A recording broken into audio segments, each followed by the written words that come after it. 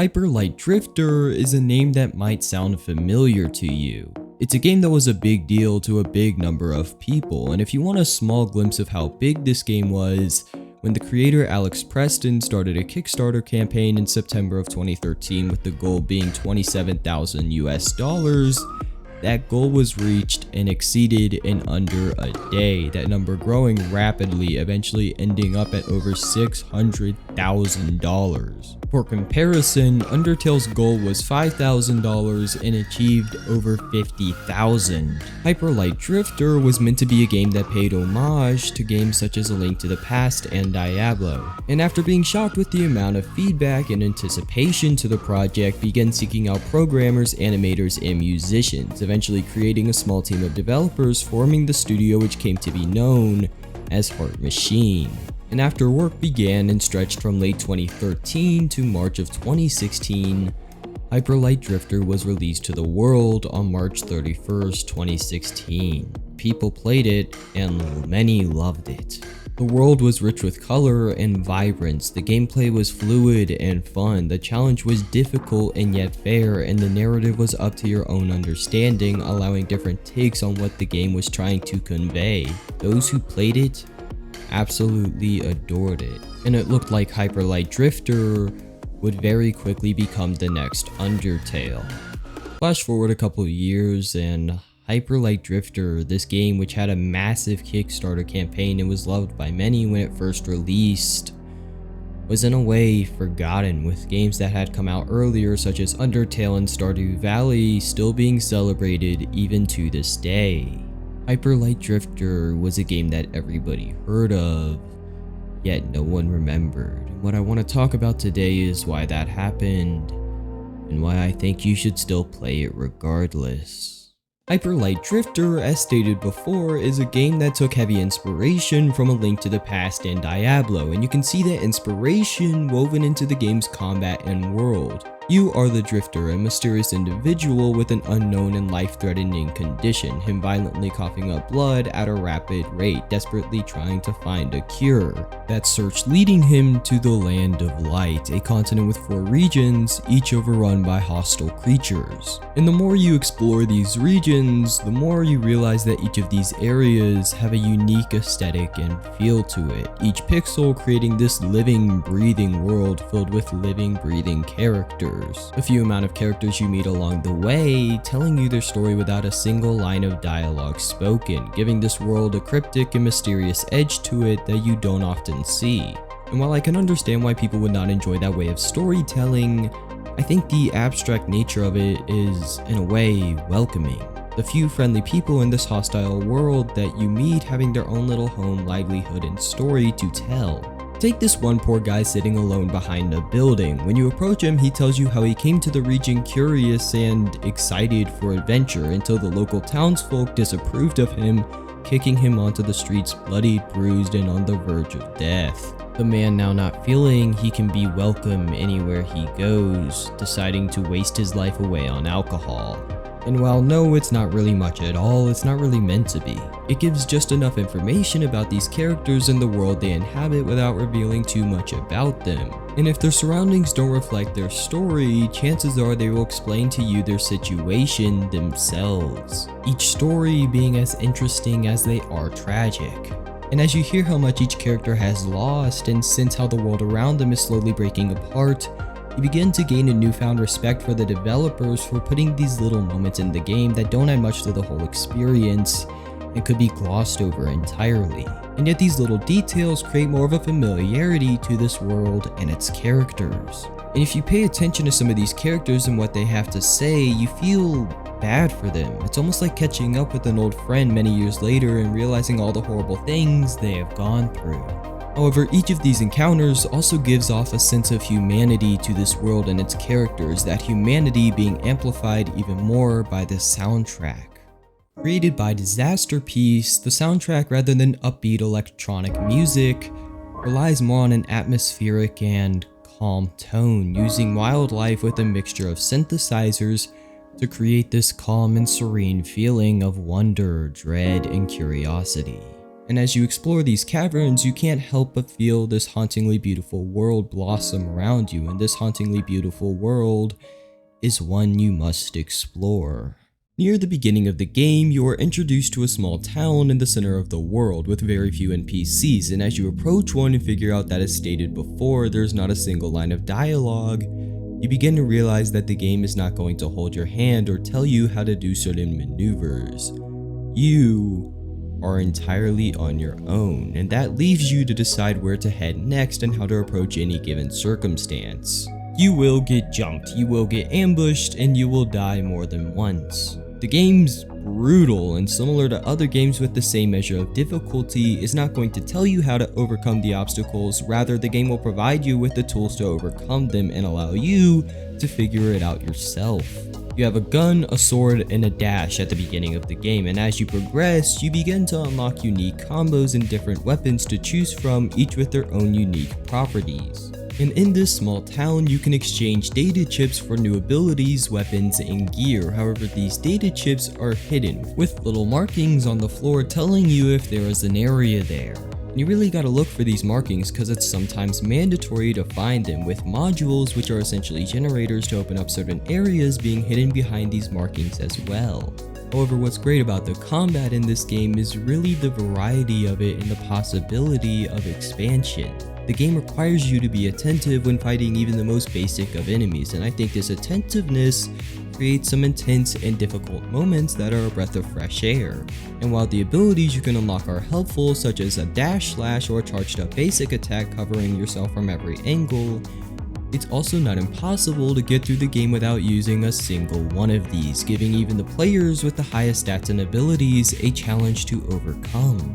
It doesn't matter what abilities you have or what armor you have, the game will test your reflexes, and if you're not on your toes, well, let's just say you are going to see a certain animation many times. And the variety of its environments and combat also goes for its enemies and boss battles. Alright, future version of me editing this video, let's bump up the EDM. Depending on the region, you'll have a specific enemy type, and these can range from simple birds flying from the sky to sorcerers, crystal monsters, chemist lizards, and my personal favorite abomination, these giant plant monsters which have their speed and agility on godforsaken steroids, their power on Mach 2, and the game enjoys throwing several of these horrifying things at you all at once. Yes, I've lost most of my sanity on these things. Yes, I felt the sudden urge to shoot my monitor. However, what's really cool is that you have to approach each enemy and deal with them in different ways. For example, these barbarians lunge at you yet also have a very small health pool, taking only 2 hits to kill, which allows you to use a simple strategy of dodging his lunge and then just hacking away while he's open.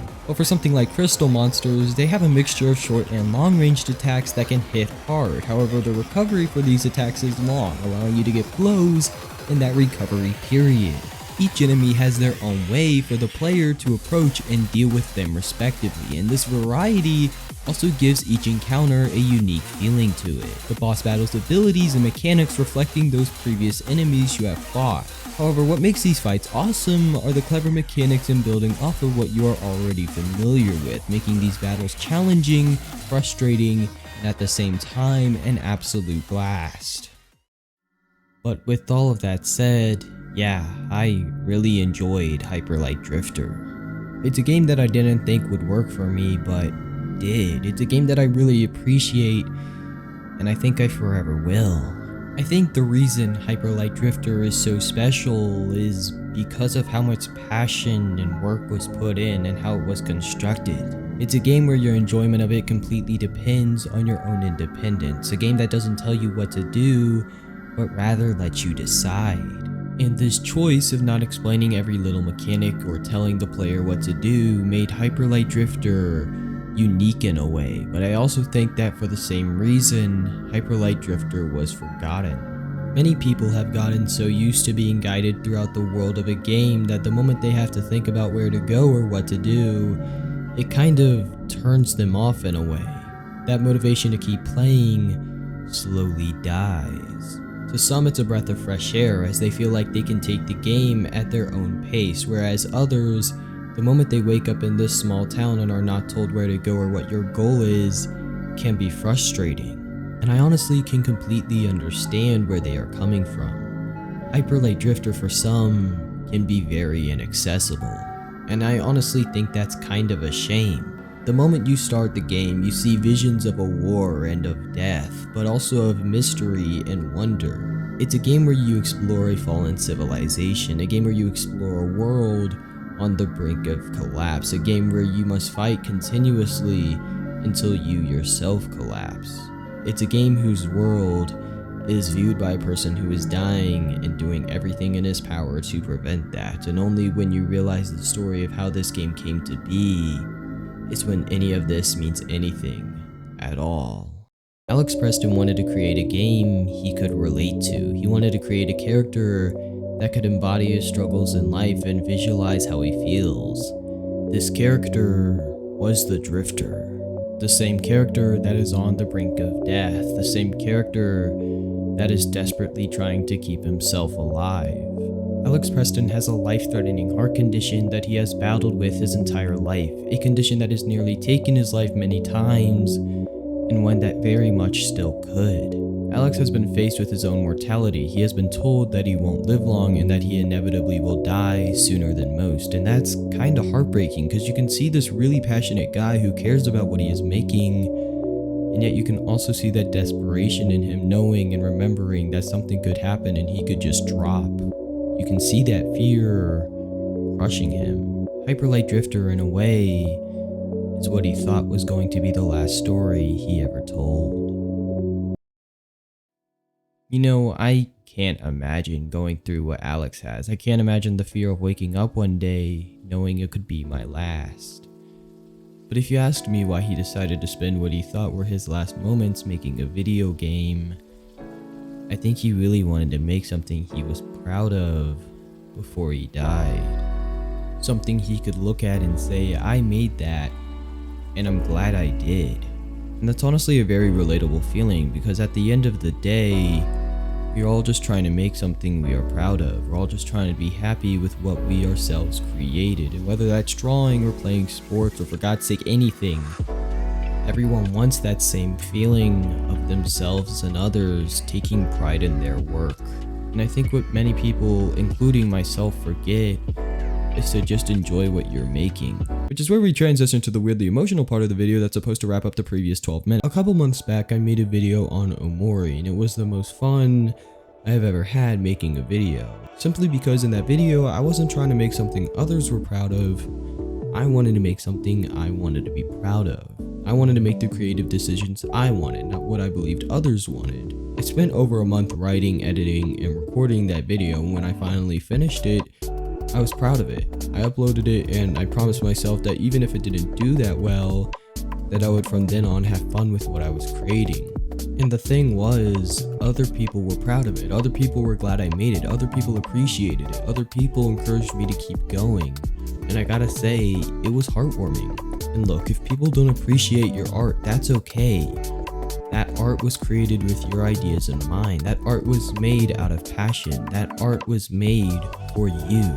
The reason I'm telling you this is that if you want yourself or others to be proud of something you are doing or creating, the key is to just have fun with it. Just enjoy what you are doing. Enjoy what you are creating. Don't worry about what other people think of it. Just ask yourself, what do I think of it? And even if you think it's terrible and you should throw it out, don't immediately toss it. Just take the time and effort to improve on the aspects that need work. Just take the time to improve on it and realize the potential and the things you might not think of as significant. There's no deadline for you. Take as much time as you need. Relax and have fun with the process of creating things. That's why games like Hyperlight Drifter exist. That's why creativity exists. That's why art as a medium exists. And I promise you, if you believe in yourself and enjoy the journey that comes along with whatever you're making, you will create something you're proud of too.